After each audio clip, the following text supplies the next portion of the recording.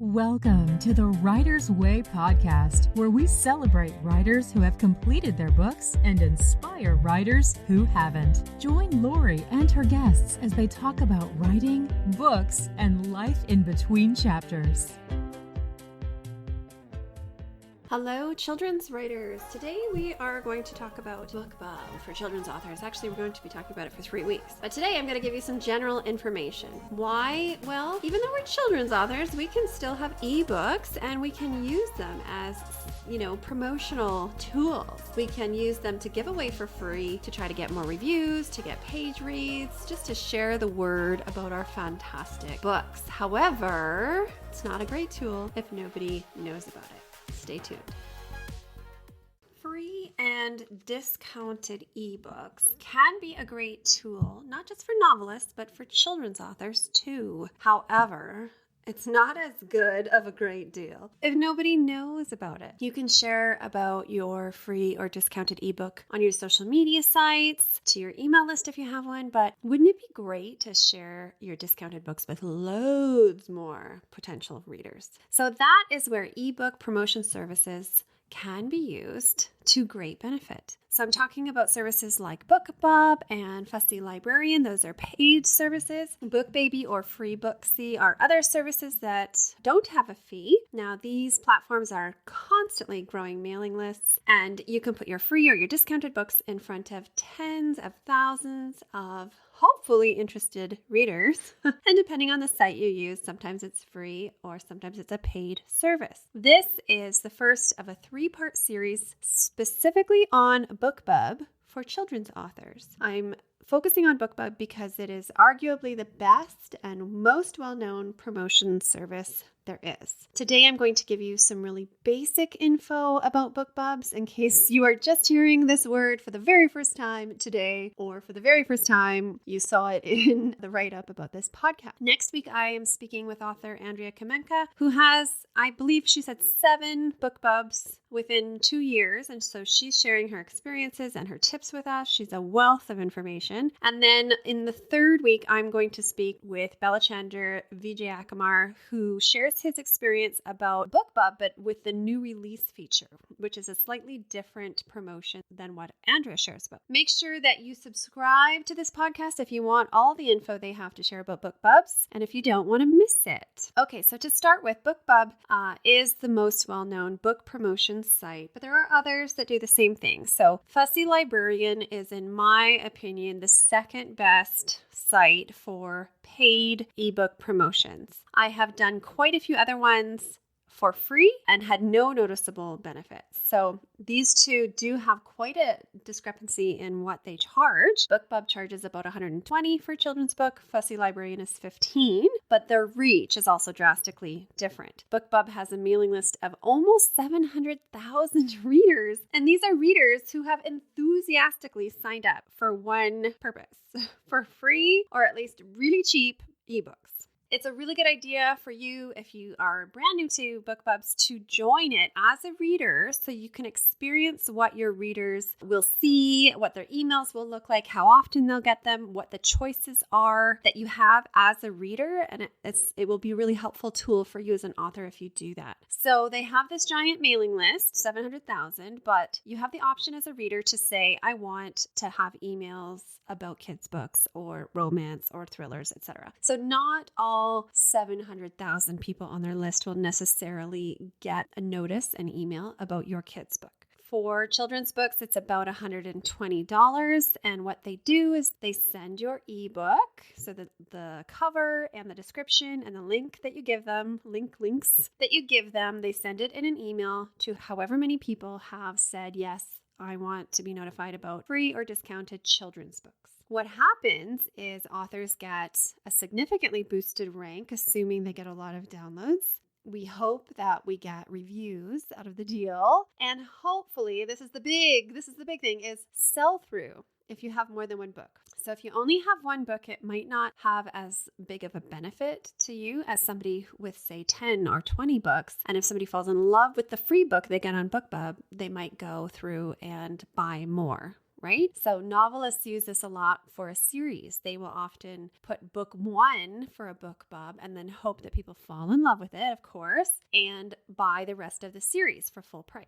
Children's authors, sell-through doesn't seem to be as big with children's books, but what happens for us is if people really like, and their kids really like the ebook, they'll often buy the paperback version so we can make sales that way. Now, getting chosen for a promotion obviously can be a huge boost, right, to our sales, to our visibility, but that means that these BookBub promotions are in high demand, of course, because loads of authors are always applying and there's limited space. They really carefully curate their books and they want a good experience for the people who have signed up for their emails. So there's about, let's say, 200 to 300 books that are getting submitted every day. The applications for the books get vetted by BookBub, and only about 10 to 15% of those applications are accepted.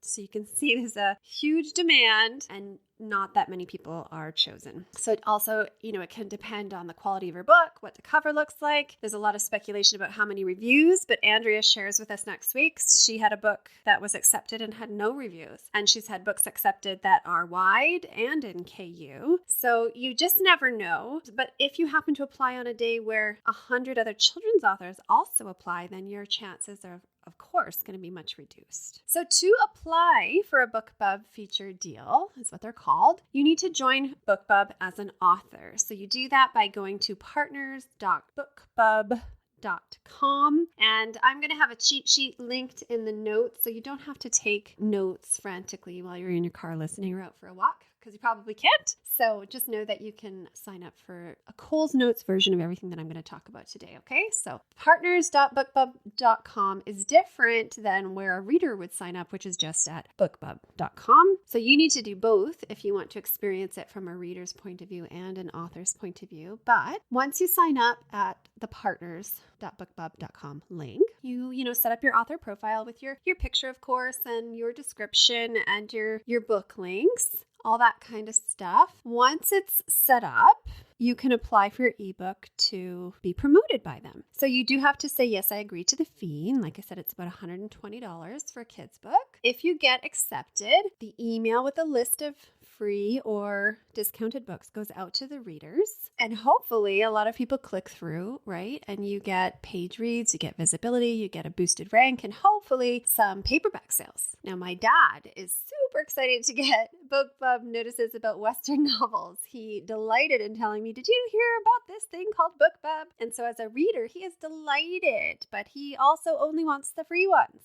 Now, me, as a reader, I like the cozy mysteries and kids' books, of course. And to be honest, I only like the free ones too. I know that's probably offending some people, but I much prefer real, tangible books. And so I usually just get the ebooks to check them out. And then if I like them, I'll buy them. So if I get a BookBub for a children's book that has $1.99 or even 99 cents, the chances of me buying it are significantly reduced. So that is a one reader's opinion, not one writer. That's my reader hat right there. So anyway, my point in referencing my dad and how he loves his Western novels is BookBub is not going to send my children's book to my dad, who has said he only wants Western novels. So you're not going to have your book in front of their entire huge list. So that's just something good to keep filed away in your brain for Bookbub information. Now you fill out the application form for your book. You write your book title and the description and how much you're offering it for. So free or 99 cents or $1.99. And if you have a certain date that you need it to be on. So a lot of people try to stack promotions. You might have heard that term. And what that means is they try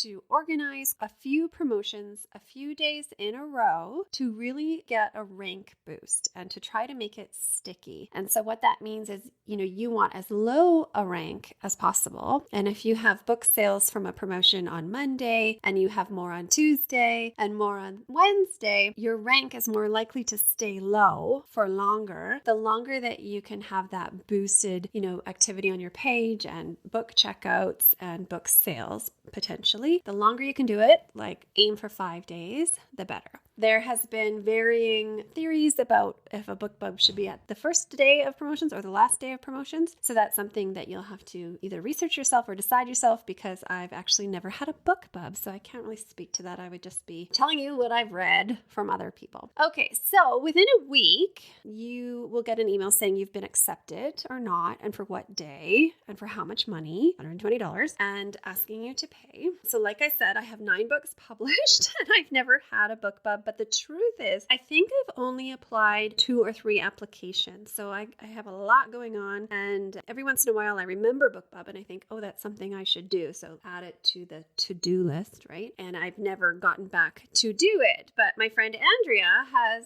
really mastered the art of getting a Bookbub, and so she has me all curious about it again. What I did was I submitted my best selling book thinking that it would be the most likely to get accepted, and if it was 2 or 3 times, I can't remember, but it was not accepted any of those times, and I gave up. So what I'm sharing is not my personal experience, it's the best practice, collective wisdom from other authors who have been accepted that I learned from, because I'm always learning from other authors. And that's specifically why I wanted to talk to Andrea and Balachandra this month to share actual real experiences. But what I can share with you is the common wisdom from what I've learned from others. So first of all, don't give up. Don't do what I do, is what everybody says. Don't give up, because you never know. And you might have just happened to apply on a day where 100 other people from your genre also applied. So you should do something to keep track of when you apply. So maybe a spreadsheet with your books and the dates that you apply, because you can apply every 30 days for the same book. You can't apply every single day for the same book. If you apply once, you have to wait. Now, a lot of people recommend applying for a 99-cent deal first. And if you aren't approved, you're allowed to immediately apply for then a free deal with the same book. You don't have to wait for the 30 days. So make yourself a spreadsheet or a list or a notebook or what have you, so that you know when you applied, so that you know when you can apply next, and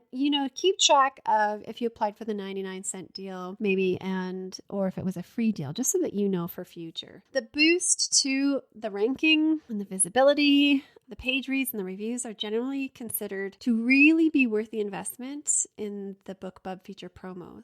So it's good for novelists, it's good for children's authors. As long as you have the $120 and you're willing to put in that time and effort to apply and keep on applying. Don't give up like Laurie did. If you have questions that I haven't answered, just send me in an email, Laurie@lauriewriter.com, or you can post it in the comments. I might not know the answer for you, but I will do my best to find it out and share it with everybody. Remember to listen next week to Andrea, who's actually had Bookbubs. Yay! And then Balachandra the next week. Thanks for listening, everybody. You've been listening to the Writer's Way podcast. For show notes, links to guests' information, and to learn more about the Writer's Way, check out lauriewriter.com. Until next week, enjoy this chapter of your life.